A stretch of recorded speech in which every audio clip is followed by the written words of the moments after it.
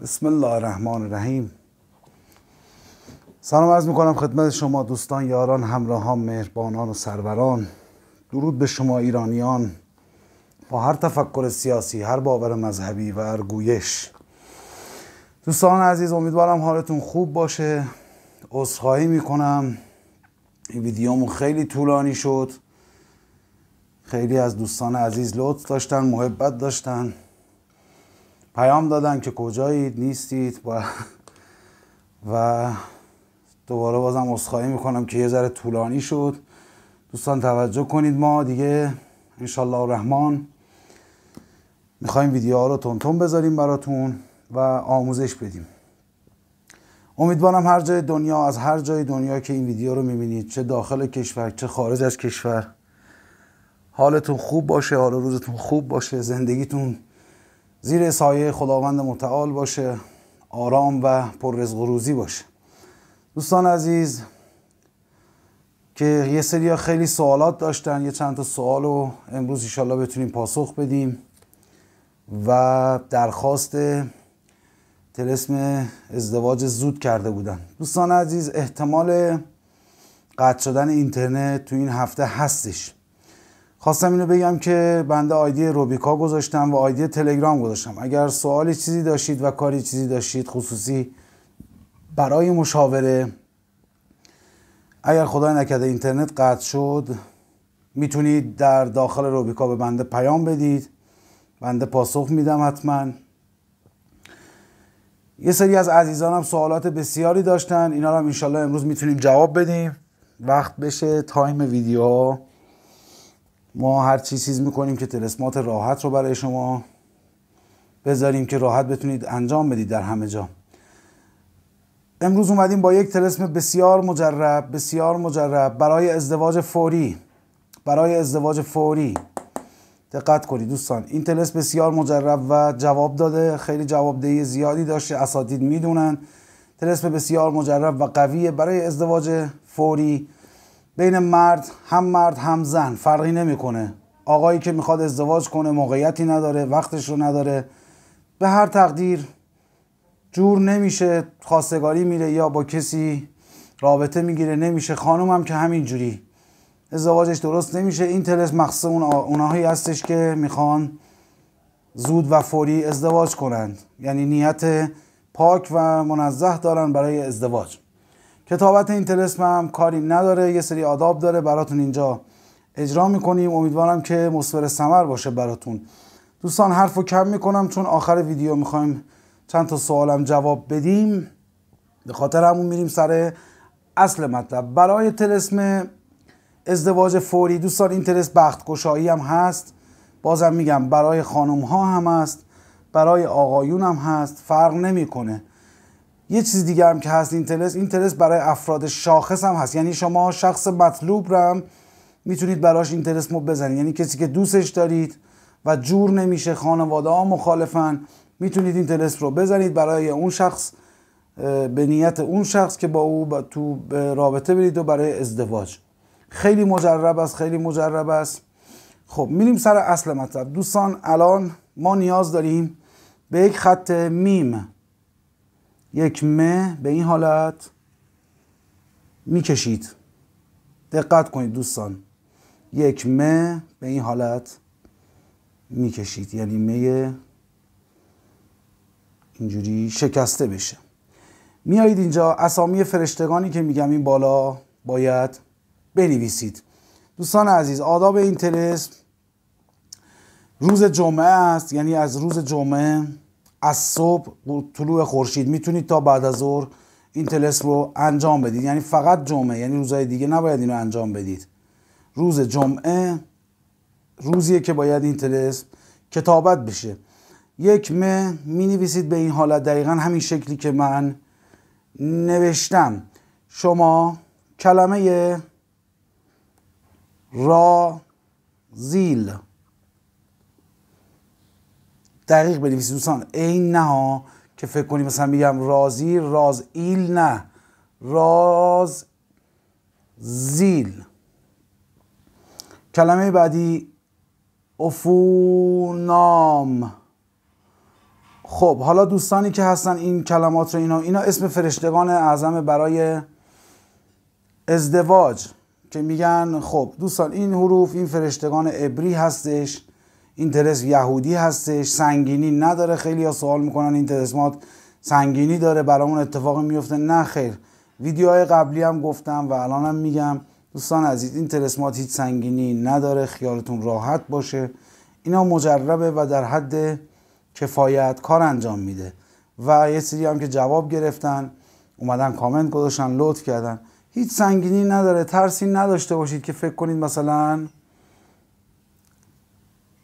بگم به قول معروف که آقا ما سنگینی رو زندگیمون میفته نمیدونم فلان نشه. حالا میریم سر بعدی. پس چی شد؟ رازیل، اوفانام، هشمالیم، هشمالیم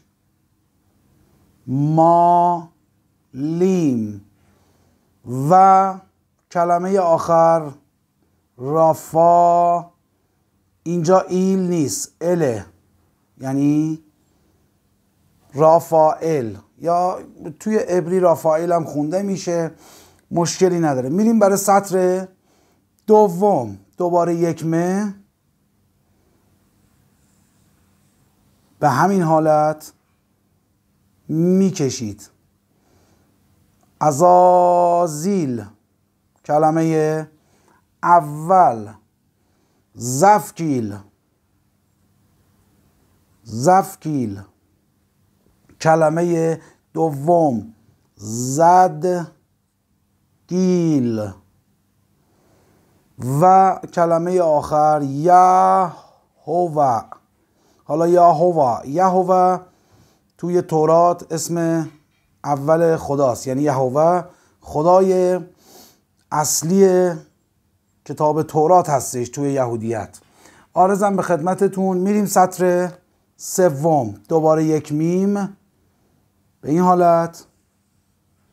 دوستان توجه کنید، همین شکل رو روی کاغذ همینجوری که بنده کتابت میکنم باید بنویسید و این اسامی که من دارم میگم اسامی هستش که باید به دقت کتابت بشه. حالا متراتون، سطر سوم، متراتون چی شد؟ سطر سوم متراتون. خمائل بازم دارم میگم دوستان، دین یهودیت اولین دین ابراهیمیه، یعنی اولین دینی هست که تو این عالم اومده. اینها سنگینی نداره. فکر نکنید دین یهودیت، درسته یهودیت گروهک هایی دارن که تندرو هستن، بله عین اسلام هم همینجوریه، داعش، هر دینی یه چیز تندرویی داره، حتی تو هندوستان هم اینجوری هست. پس چون اسمها یهودی هستن یا اسم فرشتگانی هستن فکر نکنید که مثلا این طلسم خطرناکه و یا سنگینی میاره. نه خیر، اینا فرشتگانی هستن که تو قرآن هم پیدا شده، یعنی هستش، اسماشون هست، مثل رافائل مثلا، عزازیل یا چیزای دیگه. حالا دیگه نمیخوام طولانیش کنم. پس چی شد؟ متراتون، خمائل، اوریل کلمه اوریل سطر سوم، اوریل. گبورا کلمه آخر گبورا سطر سوم. دوستان تموم شد. خب یه سی بهتون بگم دوستان، قبل از اینکه این رو شروع کنید شما باید یک عدد شمع، حتی تو روزم چون روز باید شروع کنید، توی روز روشن کنید، یک عدد شمع باید روشن کنید و یک عود خوشبو. دیگه من نمیام بگم مثلا بخور خوشبو همون عود خوشبو، عود گرم. شما هر جا برید بگید عود گرم میخوام، عود خوشبو میخوام، هستش. یک شمع روشن میکنید، یک کاغذ آ4 حتما باشه چون این یه ذره طلسم بزرگ هستش. البته من اینجا بزرگ دارم، شما با خودکار مشکی هم میتونید بنویسید. اینهایی که نوشتید اینجا توی چیز باشه، روز جمعه بخور گرم و خوشبو و یک شمع هم همراهتون باشه. از طلوع خورشید یا آفتاب میزنه تا بعد از ظهر هم وقت دارید این طلسمو اجرا کنید. حالا بعدش هم براتون توضیح میدیم. سطر 3 تموم شد. اینا رو هم که بهتون گفتم و دیگه از اول نمیخونم. میریم سراغ اعداد و اشکالی که باید بکشیم. ببینید ه ج به همین حالتی که دوستان من میکشم، میم این من بزرگ میکشم که شما ببینید. سه صابون چی ببخشید سه دسته میگن، سه چیز میگن، حالا هرچی، سه صابون نه، سه آرزم بهتون عدد 408 جلوی این، دوباره اینور جیم ه میم سه. خب حالا این سه رو هم دوباره می نویسید. خب این تموم شد. دوباره یک خط بر زیر این اشکالی که میکشم و توجه کنید دوستان، این اشکال مهمه. یک جدول مربع زیر، شما سعی کنید کاغذ آ4 که میگیرید برای کتابت این طلسم از بالا شروع کنید، یعنی از مستطیل شروع نکنید که کم بیاد جا براتون. یک مستطیل اینجوری میکشید، کلمه جیم و این سه تا 6 6 6. حالا دوباره میگن خیلی اینو میگن از اعداد 6 استفاده میکنین یعنی 666 شیطان. نه دوستان دل، اینا نیست، اینا همه چیزایی که تو مجازی تو گوش ماها کردن، البته ماها که نه شماها. و میاید چیکار میکنید؟ اینجا شما این سطر 4 رو که نوشید، این جدول رو کشیدید، این شکل رو به این حالت زبدر میکشید. درسته؟ حالا یه سری ها میپرسن داخلش پر باشه. بله داخلش پر باشه، فرقی نمیکنه دوستان داخل این دایره پر باشه یا خالی باشه.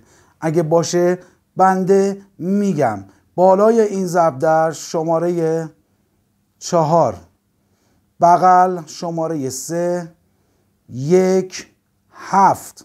پس چی شد؟ 4 3 1 7 یا 41 73 توی زبدر. دوباره میاید به این حالت یک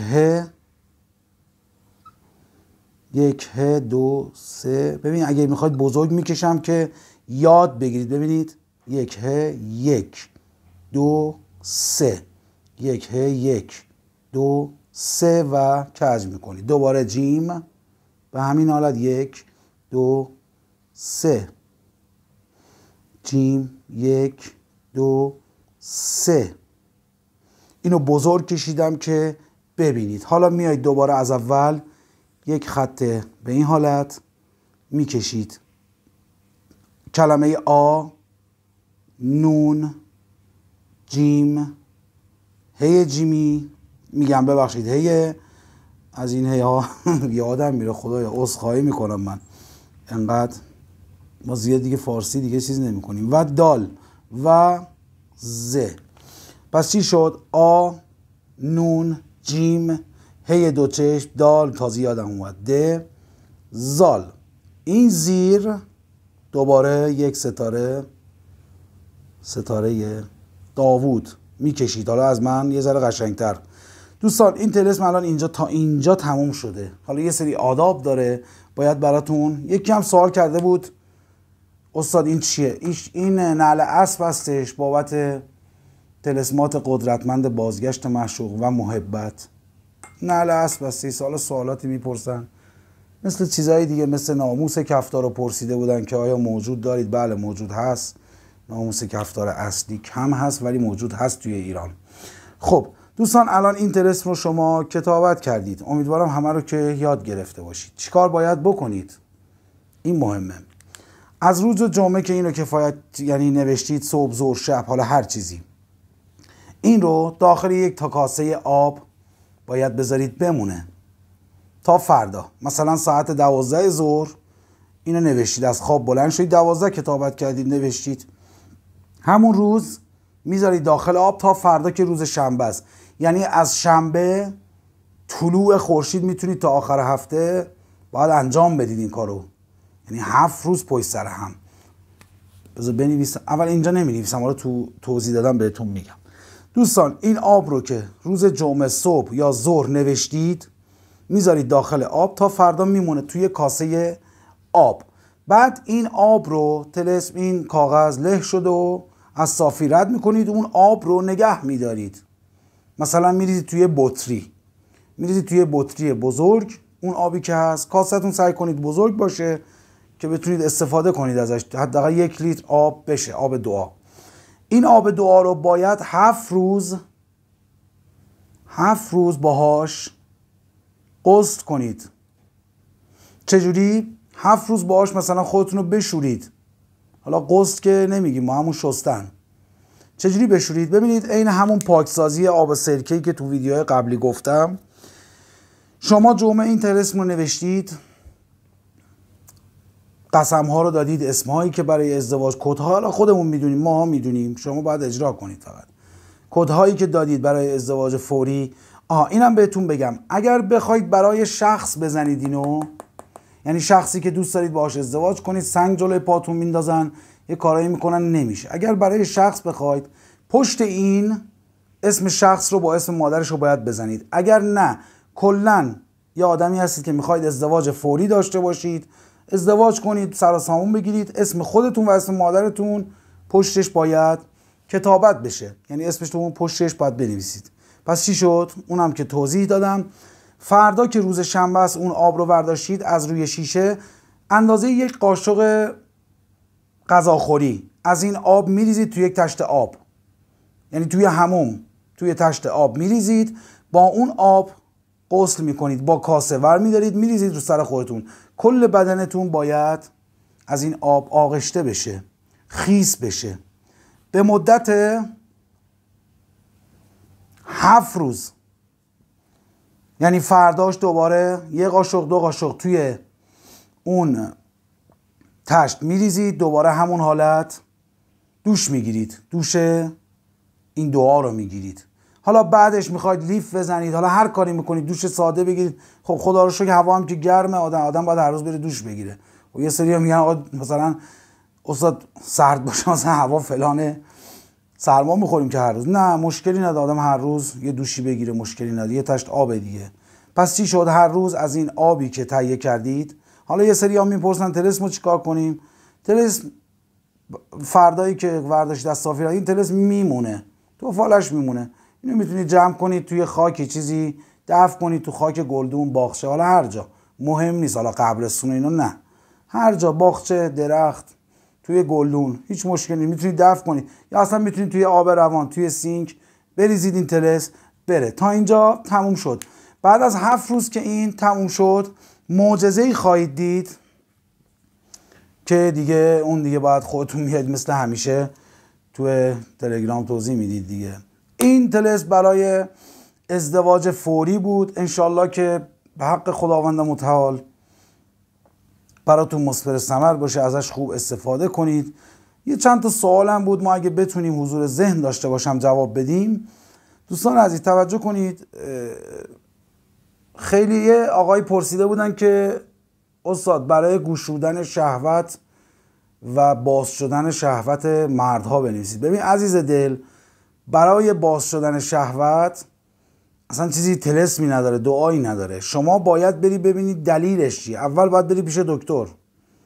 دکتر اگه علاجش نکرد، بعد بیای ببینید چه سحری بستن. شاید سحر بستن روتون، شاید زکربند گذاشتن، شهوتتون رو بستن، سردتون کردن. اینا فرق میکنه. اینا باید جایی باشه که سرکتاب باز بشه براتون و مشکل پیدا بشه. یه خانمی گفته بودند همسرم من هرچی در میارم کار نمیکنه و خونه است، من هرچی در میارم خرج خونه میکنم و ایشون اصلا این خیالش نیست و کار نمیکنه و میخوام ازش جدا بشم و آیا معقوله جدا شدن؟ دعایی هست که این آقا درست بشه؟ بله، ببین یه سری طلسمات و دعاها هست برای تنبلی، تنپروری آقایون، یا هر فرق نمیکنه، جسارت نشه، برای خانم‌ها حتی تنپروریشون. یه سری هستن میگن خانممون اینجوریه، تنبل، کار نمیکنه. بله یه سری طلسمات هست، اونا رو هم میشه، ولی در جمع خود انگیزه بهتره. یعنی شما مشاوره بری، اون انگیزه رو در درون اون، شاید افسردگی داره، اونجوریه، دلایل بسیاری داره تنبلی، خوابیدن زیاد، تنبلی، شاید افسردگی، شاید روانپریشی، شاید مسالجن، شاید خیلی دلایل داره. اینا رو باید ریز و با ذره‌بین چیز کرد و نیاز است به سرکتاب و این چیزا. حالا سوال دیگه هم هست، دیگه نمیخوام وقت چیز بشه، بازم میگم دوستان هر سوالی دارید توی کامنت ها میتونید بپرسید. اگر نظری دارید، اگر مثمر ثمر میشه، کامنت بذارید برای من، بنده جواب میدم. و اگه ویدیویی برای دلخواه خودتون هست که در امر حلال است بگید، توصیه کنید، بنده ویدیوشو درست میکنم، اون طلسم اون دعا رو بهتون آموزش میدم. و در آخر آیدی تلگرام رو ما میذاریم، اگر مشاوره خواستید، کاری دیگه خواستید، توی تلگرام میتونید به من بنده پیام بدید، ادمینم هست، خودم هم جواب میدم مستقیم. اگر اینترنت قطع شد از آیدی روبیکا میتونید استفاده کنید، توی روبیکا پیام بدید، در خدمتتون هستم. در آخر اینم بگم دوستان این طلسم بسیار مجربه، ازش استفاده کنید. جوونا، آقایونی که مشکل ازدواج دارن، همه راهها براشون بازه ولی نمیتونن انجام بدن، استفاده کنید، ضرری نداره، سنگینی نداره، هیچی نداره.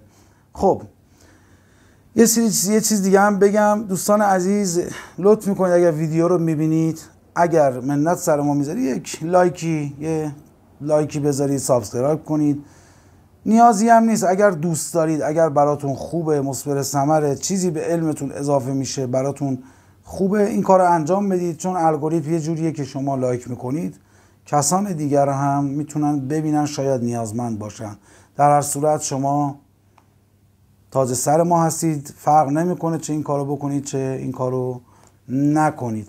به پایان آمد این دفتر، حکایت همچنان باقی است. امیدوارم که در هر جای دنیا هستید حال و روزتون خوب باشه و السلام علیکم و رحمت الله و برکاته.